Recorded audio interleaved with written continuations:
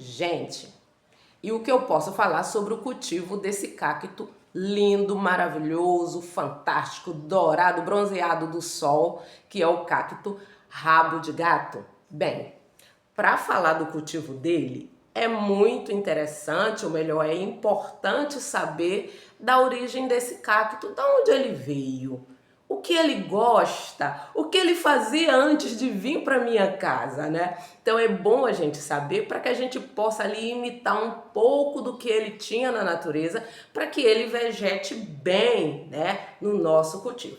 Então vamos lá.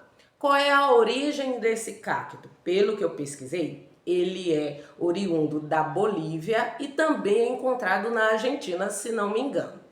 Ele é um cacto que gosta de vegetar em regiões agrestes, ou seja, regiões áridas, selvagem, assim, de bem pedregosa, sabe? Pensa naquela região assim, quente, difícil até de caminhar, é ali que ele vegeta. Ele costuma vegetar em fendas de rochas.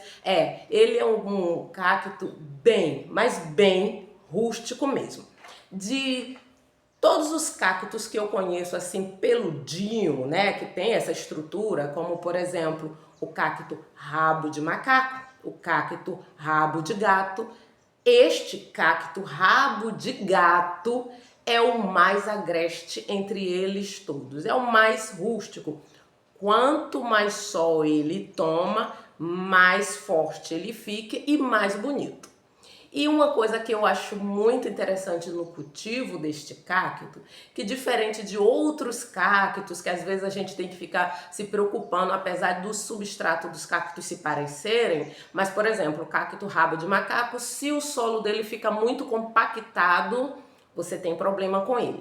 Já o cacto rabo de gato, este não liga nem um pouco para o solo compactado. Então, lembrando que esta planta, ela vive em ambiente de solo compactado, solo escasso e pedregoso.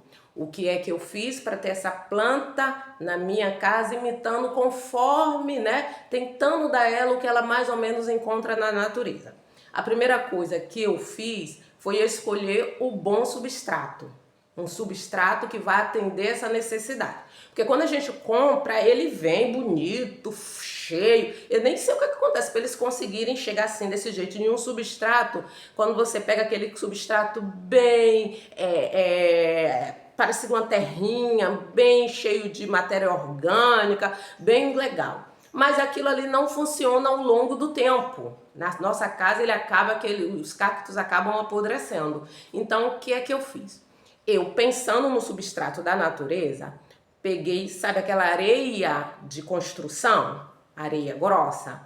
Peneiro aquela areia, com aquela peneira mesmo dos pedreiros. Pego aquela parte que tem mais cascalho. E aí eu vou, né? Peneiro várias vezes, pego uma boa parte de cascalho e esse é o tipo de substrato que eu coloco. Nada mais que isso. Não tem terra vegetal, não tem mais nada. É só mesmo esses cascalhos. Não coloco muito, como vocês podem ver, ó, a culha tem muito pouco. Por que eu coloquei pouco substrato? Se ele na natureza vegeta entre as rochas e tem pouco substrato, por que eu vou colocar ele dentro de uma culha funda com bastante substrato? Foi o que eu pensei, né, pessoal? E deu certo. Outra coisa que eu pensei também já que vive em região agreste, esse cara aqui gosta de muito, mas muito, muito sol. Então o cacto rabo de gato aqui em casa, ele é cultivado em sol pleno, diferente do cacto rabo de macaco que não fica tanto assim no sol pleno, esse fica no sol pleno, esse gosta do sol pleno e quanto mais sol pleno ele pega, mais... Não sei se o celular vai pegar, gente, mas ele é bem dourado, ele é bem, parece assim um golden, sabe? Muito bonito mesmo. Mas ele fica bonito quando ele pega sol pleno. Terceira coisa, pessoal, como que é a rega deste cacto? Lembra que ele é de região agreste? Quem vai lá tirar ele da chuva quando ele tá lá na Bolívia, vegetando na vida dele lá no sol pleno, lá nas pedras? Ninguém, Deus cuida dele, né? Então aqui também meio que Deus cuida dele.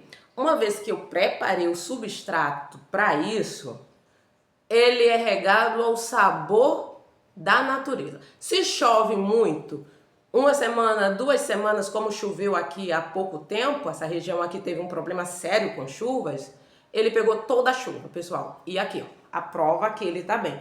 Isso só é possível porque tem um substrato de acordo com que ele vegeta lá. E quando não tá chovendo, quando passa muito tempo aí sem chuva, como é que você cuida, Ana? Rego com normal, como qualquer outra planta, tô lá passeando, olho para ele, esse cacto acho que precisa de um pouco d'água. Aí eu vou lá e coloco. Mas esse cacto, ele não fica feio, pessoal. Ele gosta, é o cacto que você pode viajar e voltar, ele vai estar ali bem, vai estar vivo, vai estar tranquilo.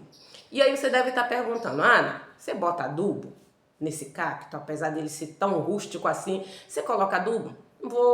Coloco, pessoal, eu coloco torta de mamona com farinha de osso. Isso porque a farinha de osso é riquíssima em cálcio e toda planta que vegeta no sol pleno necessita de cálcio. Eu acredito que esse camaradinha lá, quando ele tá lá nas rochas, se cai um pássaro, né, que já encerrou aí seu trajeto aí de voar ali dentro e com o tempo se decompõe, lá se vai cálcio para esse cara aqui, aqueles ossinhos que ficam por ali, provavelmente, né, dá cálcio aqui para essa planta. Então eu coloco farinha, torta de mamona com farinha de osso. É a única coisa. E diferente do cacto rabo de macaco, que eu adubo pelo menos 3 vezes ao ano, esse aqui eu adubo uma vez no ano quando eu me lembro. Então, a adubação dele é feita desse jeito aqui em casa. Outra coisa, pessoal, esse cacto costuma dar flores, mas aqui em casa ele nunca deu. Eu acredito que é justamente por questão ainda de idade. Ele é diferente do cacto rabo de macaco, que dá flor todo ano aqui em casa, não demora. Se o rabo de macaco tá com um pedacinho assim, ele já dá flor. Esse aqui é um dos que mais demora a produzir flores. Mas acho que ele nem precisa, né? Porque ele é muito bonito. Outra característica que esse cacto tem e que muita gente fica confundindo ele não é pendente como o cacto rabo de macaco ou cacto rabo de gato. Ou, desculpe, rabo de rato. Este aqui, ele tende a crescer mais para cima, ficar com aspecto mais, sabe, gordinho, mais troncadinho. Se ele fosse uma pessoa, ele seria aquela pessoa músculo puro, troncadinha. Ele é basicamente assim, sabe? É lindo, é maravilhoso, mas tem essa diferença. Então, se você quer um cacto bem pendente, bem longo, opine por outro cacto, como por exemplo, né, escolha o cacto rabo de macaco, rabo de rato. Esses sim vão atender esse tipo de necessidade. Esse aqui você até encontra ele em sua forma pendente, mas ele não tem aquele caimento, ele é mais rústico, entendeu?